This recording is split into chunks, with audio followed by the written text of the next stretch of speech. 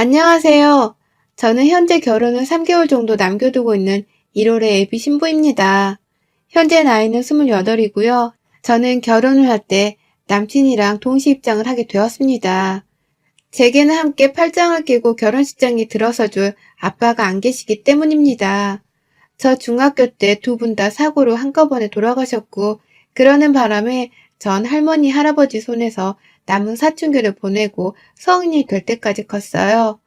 갑작스러운 부모님과의 이별을 받아들이느라고 정신적으로 많이 힘들고, 그래서 공부를 손에 놓고서 한동안 방황을 하며 보낸 시절도 분명 있었어요. 하지만 저희 부모님만큼이나 저를 불쌍히 여기고서는 친자식처럼 키워주려고 하신 할머니, 할아버지 덕분에 부족함 없이 자랄 수 있었습니다. 제게는 부모의 빈자리가 느껴지지 않는다고 생각될 정도로 정말 지극정성으로 저를 키워주셨고, 제게는 친아버지, 그리고 친어머니나 다름이 없는 두 분이셨어요. 제게는 정말 감사한 분들이시고, 또 평생 갚지 못할 은혜를 입게 만든 분들이셨죠.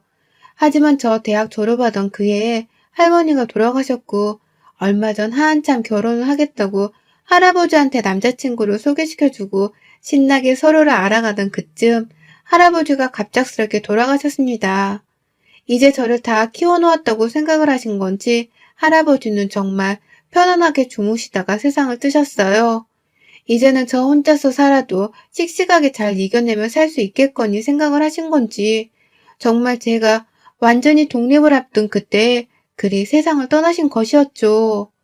부모님이 돌아가셨을 때는 어릴 적이어서 그런지 당시의 슬픔이 막 크게 느껴지지 못했는데 할아버지까지 돌아가시고 나니까 이제 정말 이 세상에 나 혼자 남은 고아나 다름이 없다는 생각에 속에서 막 흐느낌이 밀려 올라오더라고요. 자식을 대신해서 손녀딸을 키워준 조부모님의 마음도 너무나 잘 알 것 같고 또 그 마음에 감사드려 한동안은 내내 울기만 했습니다.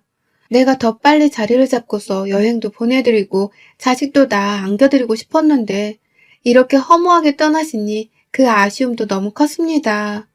여러모로 결혼 준비를 하면서 바쁘게 보내다가 맞이한 가족과의 이별이었기 때문에 한동안은 넋을 놓고서 살았네요. 겨우 남친이 옆에서 저를 잡아줘서 버티며 결혼을 더 준비해 나갔습니다. 그러다가 할아버지가 제 앞으로 집과 재산을 좀 남겨주고 가셨다는 것을 알게 되었어요. 저 혼자 남자친구의 도움을 받아가면서 장례식을 치렀는데 그 후에 신경 쓸 것이 좀 줄어들고 나니 제게 남겨진 재산이 눈에 들어왔죠.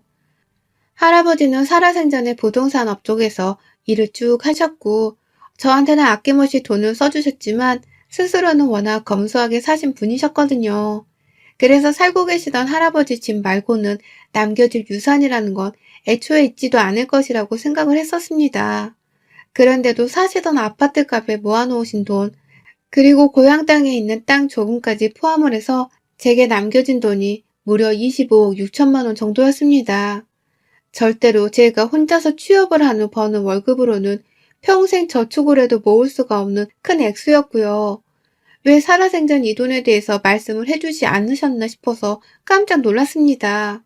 돈이 이렇게 있으면 스스로 옷이라도 한 벌 더 좋은 걸로 사 입어보시고 여행도 더 열심히 다니시면서 인생을 즐기셨으면 좋았을 텐데 부모 잃은 손녀딸이 불쌍해서는 손녀딸한테만 아낌없이 퍼주며 사셨구나 싶어서 더욱 쓰라림의 눈물이 밀려왔죠.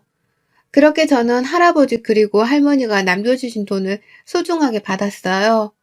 일전에 저희 부모님이 돌아가시면서 받은 사망보험금의 집 명의까지 다 할아버지를 거쳐서 제 명의로 이미 와 있는 상태였거든요. 그런데 여기에 또 유산을 받게 되면서 저는 세상에 혼자 남겨진 고아가 된 대신에 금전적으로는 아쉽지가 않은 처지가 되었어요. 아이러니한 이 상황을 즐길 수도 없었고 또 기뻐라만 할 수도 없었습니다. 나 키워주다 돌아가신 분들의 소중한 유산이었기에 절대로 이 돈을 허투루 쓰기도 싫고 그럴 마음도 없었어요. 나 잘 살아갈 거고 또 좋은 곳에다가 쓰면서 베풀고 살 거라는 걸 하늘에 있는 가족들한테 보여주면서 살고 싶은 마음뿐이었습니다. 그러는 동시에 제 결혼에 대해서 다시 말씀을 드리자면 그 당시 저랑 결혼을 준비하던 남자친구의 경우 모아놓은 돈이 겨우 2천만 원에 불과했어요.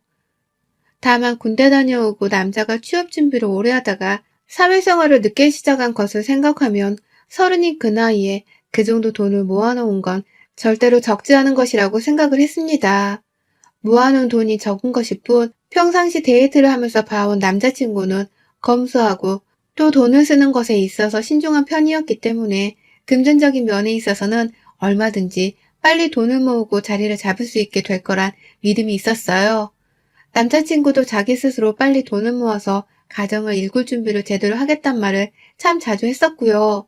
다만 공기업이긴 하지만 아직 연차가 얼마 안 쌓여서 그런지 월급 액수도 적고 일도 많아서 그런지 여러모로 많이 힘들어 보였습니다. 그와 동시에 결혼 준비를 하면서 빠져나갈 돈이 한두 푼이 아닐 텐데 혼자 남자라는 이유로 안고 가야 하는 부분들이 부담이 되었는지 유독 수척해 보이기도 했죠. 시어머니 되실 분께서 지금 남자친구가 자취하면서 살고 있는 오피스텔의 전세 자금을 지원해 주신 덕분에 남자친구가 서울에서 월세살이를 하면서 돈을 써야 할 일은 없었는데 그럼에도 여러모로 돈 얘기만 꺼내면 주눅이 들고 힘들어하길래 제가 사실대로 말을 했습니다. 돌아가신 부모님께 받은 집도 있고 할아버지가 돌아가시고 나서 받은 유산도 있으니 그걸로 결혼 준비를 하면 된다고 말이죠. 너무 부담스러워하지 말고 그냥 하고 있는 일을 열심히 하면서 월급을 모을 생각만 하라고 말입니다. 신혼집은 돌아가신 부모님이나 할아버지 집에 차려도 좋지만 돌아가신 분들의 집에 차리는 게 안 좋아 보일 수도 있으니 그 집을 팔고 새로운 집을 구해서 살면 되는 거라며 남친에게도 여러 차례 일러두었고요. 그러자 남친도 무척 반가워하더라고요. 집 문제가 가장 큰 고민이어서 살고 있는 오피스텔의 전세 자금을 빼고 대출을 왕창 받아서 자가를 살지 아니면 그냥 계속 전세를 살면서 추후에 이사를 해야 할지를 계속 생각하던 중이었는데 제가 해결책을 제시해 줬다면서 좋아라 했어요. 다만 그게 저 고아가 되는 대신에 받은 돈이라는 것을 남친도 잘 알고 있었는지 더 이상 팔불출 같은 소리는 하지 않은 채 오히려 저희 가족들에게 감사하단 말을 같이 해줬네요. 참, 제 남편이 될 사람이지만 누가 봐도 사람이 괜찮고 또 마음이 따뜻한 남자였습니다. 그러니 저도 그런 남친이 고마워서라도 더욱 저 혼자서 결혼에 필요한 경제적인 부담은 안고 가려고 했죠. 저한테는 그럴 돈이 있었으니까요. 그렇게 집은 해결이 되었고 이제 제가 혼수를 하고 식장을 보면서 척척 준비를 더 하면 되는 것이었어요. 그런데 바로 그 다음날 예비 시어머니께서 저를 집으로 초대하셨어요. 지금껏 결혼을 하겠다고 인사를 드리고 또 조금씩 준비를 하는 동안 어머님은 저를 단 한 번도 집으로 먼저 초대를 하거나 연락을 해오신 적이 없으셨거든요. 오히려 저를 고아라 미워하고 며느리로 받기를 싫어하는 분이셨죠. 저를 미워하고 싫어한다는 티를 직접적으로 낸 적은 없었지만 제가 워낙 어릴 적부터 부모님을 잃고 할아버지 집으로 들어가 살게 되면서 보고 배운 자연스러운 눈치라는 게 있어서 제 눈에는 다 티가 났답니다. 내가 딱 봐도 부모가 없다는 것에서 이미 마음에 안 들었는데 연애를 하는 도중에 할아버지까지 돌아가셔서 남친이 저를 도와 장례식장에서 상을 치를 때 어머님은 주변 사람들이 다 떠나가는가 보구나. 팔자도 참 기구하다 너. 라는 말씀을 하셨어요. 그리고 그 눈빛에는 자기 아들도 곧 이렇게 죽게 만들지 않을까 하는 두려움이 서려 있었죠. 저도 그 눈빛을 너무 적나라히 읽는 바람에 어머니와 저는 눈을 마주볼 수 없었고요. 저에 대해서 그런 마음을 충분히 가지만도 싶었던 나머지 어느 누구에게도 힘들다는 하소연을 해보지 못했습니다. 나 같아도 멀쩡한 아들이 부모 잃고 하나 남은 가족까지 잃은 여자애랑 결혼을 하겠다고 데려온다면 한 번쯤은 그러지 말라고 뜯어 말릴 것 같았거든요. 그러니 최대한 예비 시부모님이 나를 더 미워하시게 만드는 일만 없게 하자는 마음으로 가만히만 있으려 했어요.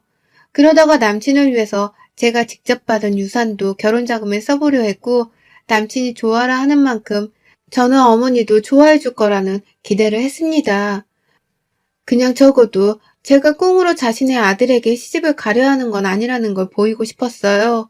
저도 고아이고 부족한 것이 너무 많지만 열심히 살아서 좋은 대학 나오고 좋은 직장에 들어갔고 또 그래서 좋은 남친 만나서 제게로 귀하게 장가오게 하겠다는 마음이 컸습니다. 그런데 애비 시어머니의 부름에 달려간 애비 시댁에서 저는 너무나 혼란스러운 나머지 말 한마디도 자꾸만 갈팡질팡을 하며 겨우 정신줄을 붙잡고서야 나올 수 있었습니다. 상상지도 못했던 일들이 그 안에서 펼쳐졌거든요. 어머님이 저한테 너무 잘해주시는 거예요. 제가 집 안에 들어가는 순간부터 저한테서 가방을 받아주질 않나 선물이라면서 사간 디저트 세트를 이거 뭐 이런 것까지 라고 하면서 임금님이 하사하신 선물인 것 마냥 귀하게 받아들이질 않나. 여러모로 제가 알던 어머님의 모습과는 많이 달라 보였습니다. 일전에 집으로 인사를 드리러 왔을 때에는 제가 들어와도 본체먼지 하면서 부엌에 가서야 제가 어머님과 눈을 맞추고 인사를 할 수 있었거든요. 그게 저희의 첫 만남이었음에도 불구하고 어머님은 손님 대접을 해주며 현관까지 나와주지도 않았어요. 당시 제가 과일 바구니를 사갔었는데도 과일은 물러지면 날파리만 날라드는데 뭘 이런 걸 사오냐면서 괜한 핀잔을 주기도 하셨던 분이셨죠. 그 정도로 저한테는 살가운 모습보다는 냉정하고 또 귀찮아하는 모습을 더 많이 보이던 분이셨는데요. 그런 어머님이 결혼을 앞둔 저한테 이제서야 집에 오라고 반갑게 초대를 해준 것도 모자라 제가 사가져간 선물에 너무나 황송하다는 듯이 반응을 해주니 저는 당혹스러웠습니다. 왜 이러나 싶어서 눈치를 보다가 거실 안으로 들어가니 세상에 상다리가 부러질 정도로 진수성찬을 차려놓으셨는지요. 너 먹이려고 내가 전날부터 장봐놓고 오늘 하루 종일 준비한 거다. 라고 하시면서 가득 차려진 상 앞에 빨리 앉기부터 하라면서 저를 데려다 앉히는데 진짜 이게 뭔 일인가 싶더라고요. 너무 이상할 정도로 그리고 그 속이 다 티가 날 정도로 저한테 인위적으로 잘해주시기 시작하셨어요. 그 바람에 저는 단숨에 눈치를 챘죠. 어머님이 남친으로부터 저의 유산에 대해서 전해들었고 그래서 돈 때문에 나를 다시 보고서는 내게 이리 잘해주는 것이라는 걸 말입니다. 그러니 전 속으로 이런 어머님을 얼마나 치사하다 여겼는지 몰라요. 사람은 변한 게 없는데 겨우 가진 돈 때문에 나를 이리 다르게 대할 수 있는 것인가 싶어서 말이죠. 그 후로도 어머님은 저를 참 자주도 불러주셨습니다. 저희가 결혼 준비를 하느라 퇴근하고서도 여기저기 돌아다니며 예약 잡고 상의하고 하느라 늘 바쁜 일상을 보내던 중이었는데요. 처음에는 남친한테 전화를 해서는 옆에 제가 있으면 집으로 빨리 데려와서 밥이라도 먹이고 보내라며 부르더니만 언젠가부터는 저한테 직접 전화를 또 해서는 집에 오라며 며느라 라고 미리 호칭부터 부르기 시작하셨어요. 참 볼 때마다 너무 인위적으로 저한테 잘해주는 게 티가 났는데요. 저도 참 부모 없고 가족 없이 살게 되어 마음이 외로워진 건지 그런 가식적인 어머님의 지극정성 모습을 봐도 그저 고맙다고 넙죽 받기만 했습니다. 나한테 또 이리 잘해주실 어머님이란 존재가 어디 있을까 싶어서 그냥 그 목적이 돈 때문이더라도 사랑만큼은 넙죽 받고 싶었어요. 그래서 어머님이 옆집 이웃들이나 자기 친구들 얘기를 꺼내며 걔는 엊그제 만났더니만 온몸에 명품을 휘감고 나왔더라.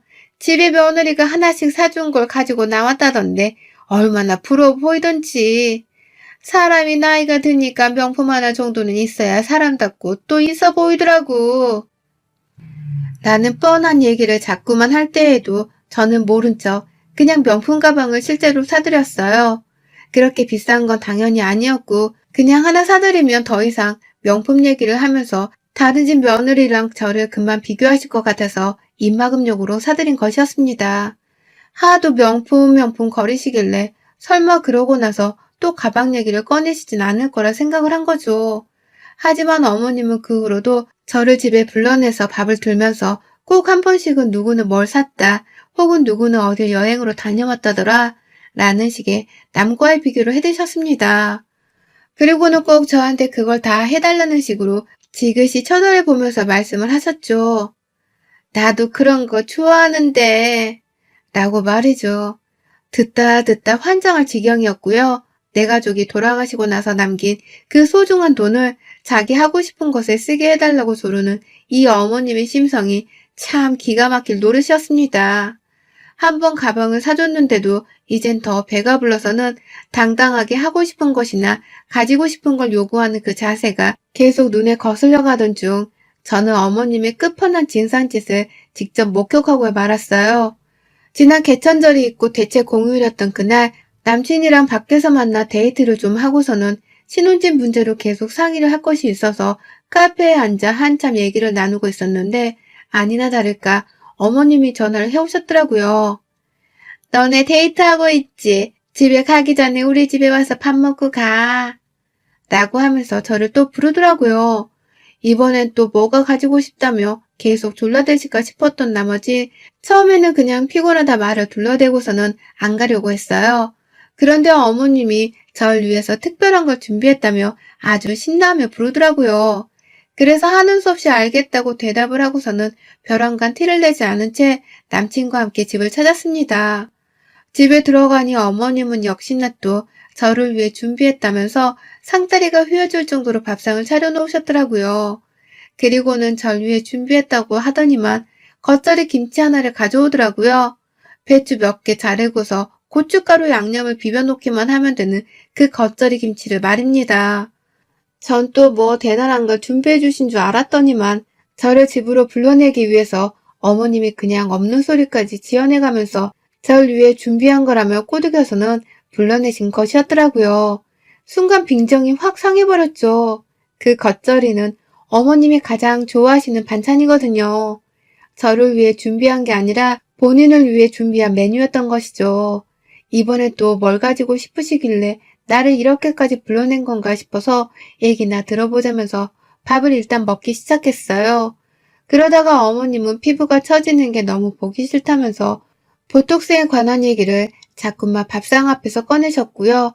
자기 친구들이 이번에 하러 간다는데 자기도 같이 하러 가고 싶은데 돈이 없다면서 그걸 또 저를 보면서 적나라히 말씀을 하더라고요.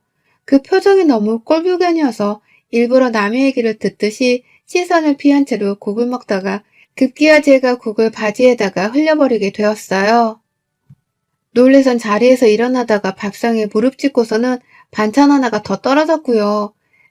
그 바람에 제 면바지는 완전히 맑은 국에 시뻘건 반찬 국물까지 범벅이 되어버렸어요. 그리고는 바로 어머님께 양해를 구하고는 아무 바지나 달라고 해서 입으려 했죠. 어머님도 호들갑을 떨면서 우리 며느리 바지 어떡해! 라고 하면서 바로 방으로 달려가서는 새로 입을 바지를 내어주셨고요. 그래서 저는 혼자 애비 시부모님의 안방으로 들어가 옷을 갈아입고 내가 지금 뭘 하고 있는 건가 싶어서 한심스러웠던 나머지 안방에 있는 거울을 그냥 멍하니 쳐다보고 있었는데요. 순간 제 눈에 종이 하나가 들어오대요. 정말 별 생각 없이 거울 앞 작은 선반 안에 껴있던 그 종이를 손으로 끄집어 냈습니다. 마치 나한테 보라고 꺼내어져 있는 종이인 것만 같아 도무지 그냥 지나칠 수가 없었죠. 그리고 저 부들부들 거리는 손으로 그 종이를 아주 산산조각으로 찢어버리고야 말았습니다. 그 종이에 글쎄 어머님의 버킷리스트가 적혀 있었어요. 그리고 그 종이의 가장 상단에는 25억 6천만 원이라는 액수의 금액이 아주 큼지막하게 적혀 있었고요. 25억 6천만 원. 이 흔하지 않고 그렇다고 맞추기 쉽지도 않은 이 금액은 바로 저희 할아버지가 저한테 남겨주신 유산과 정확히 일치를 하는 금액이었습니다. 제가 남친한테 말을 해준 그 금액이었어요. 그런데 그걸 역시나 최근 들어 저한테 잘해주다 못해 아주 아부를 부리셨던 어머님이 알고 계셨더라고요. 그리고는 그 금액을 종이에다가 적어놓고서 내 돈임에도 불구하고 자기의 버킷리스트를 하는 데에 쓰겠다면서 요목조목 돈 들어가는 일들을 하나씩 적어놓으셨더라고요. 세계 여행을 하는 건 당연했고요. 저조차도 한번 가본 적 없는 몰디브부터 시작해서 괌, 피지 등 신혼여행지라고 불리는 휴양지는 죄다 적혀 있었고 각종 브랜드 가방의 이름과 색상 그리고 사이즈까지도 아주 세세하게 적혀 있었습니다. 그 중에는 가지고 싶다고 하도 말씀을 해서 제가 사드렸던 그 가방도 적혀 있었어요. 그리고는 그 가방 위에는 목적을 달성했다는 것을 증명하듯이 새빨간 매직으로 일직선이 그어져 있었고요. 저는 우리 부모님과 할아버지한테서 받은 이 돈이 너무 아깝고 차라리 돈 말고 가족들이 다시 살아나서 내 품으로 와주셨으면 하는 생각에 오히려 원망스러울 때도 많았는데 그 귀하고도 쓰기 힘든 그 돈을 시어머니는 혼자서 자기 사리사욕을 채우는 데 쓰려고 오만 준비를 다 해놓으셨더라고요. 저조차 처음 들어보는 명품들의 다이아몬드 반지랑 목걸이 세트도 하나 있었고 그 돈 모자라 하나 있는 지 딸 결혼식에 쓸 돈까지 저한테 부탁을 하려고 하는 건지 서희 결혼자금이란 목록까지도 적혀 있었답니다. 대충 옆에는 금액까지 생각을 미리 하신 건지 3천에서 4천 정도라는 글자가 새빨간 펜으로 적혀 있었고요. 이쯤 되니 시어머니가 너무 무섭더군요.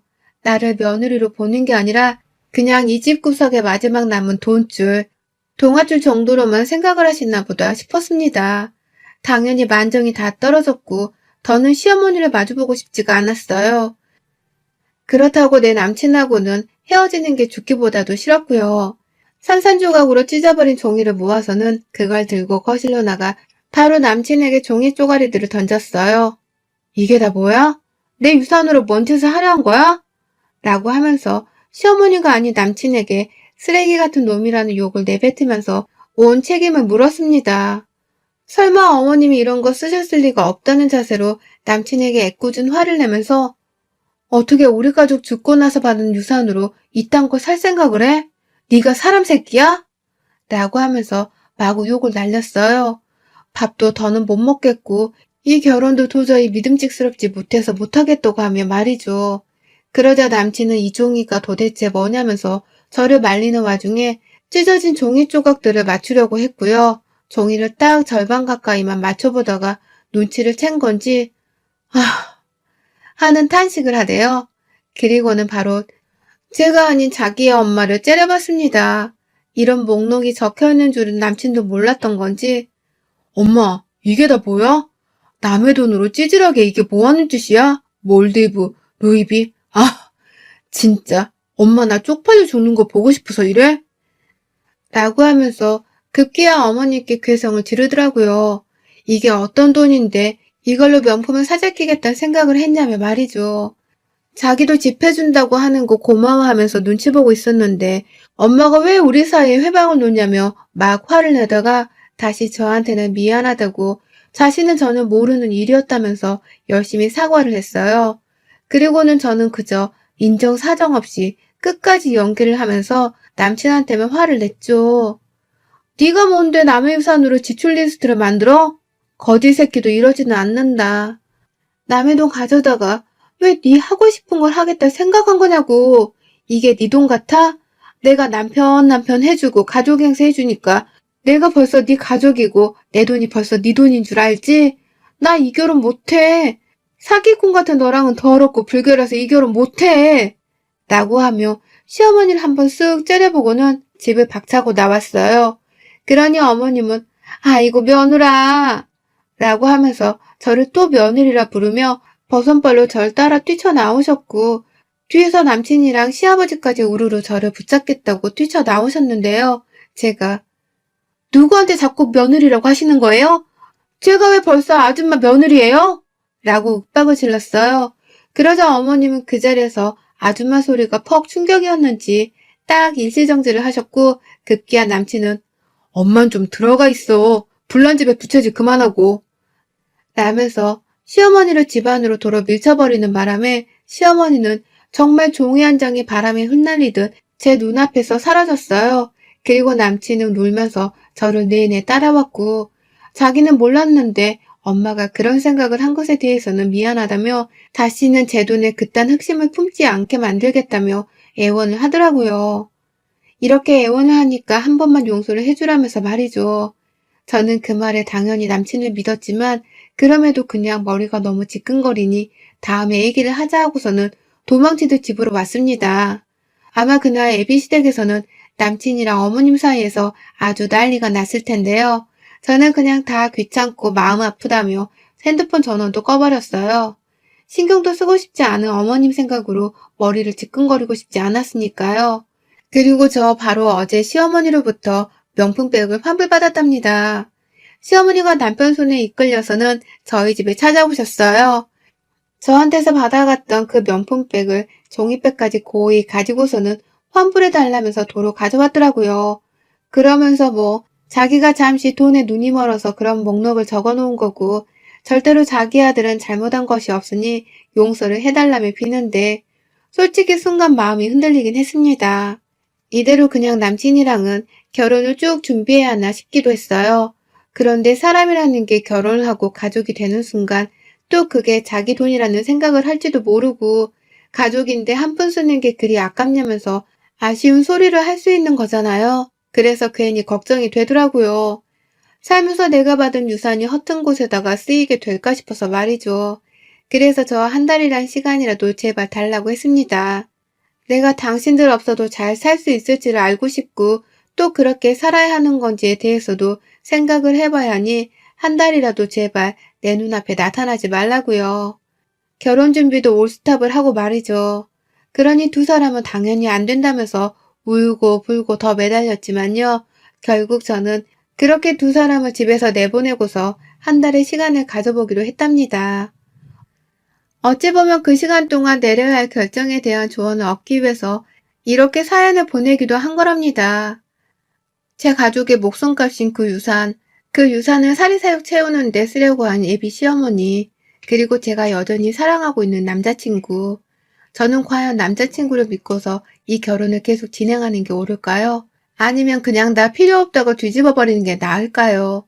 제 마음은 솔직히 남친이랑은 연애만 계속하면서 차라리 애비 시어머니랑은 더 얽히지 않고서 혼자 더 살아보는 쪽으로 기울어져 가고 있는데 이런 제 결정이 옳은 건지는 모르겠습니다. 결혼생활 선배님들의 조언이 절실해요. 여러분들의 생각은 댓글로 남겨주세요. 오늘도 시청해주셔서 정말 감사합니다.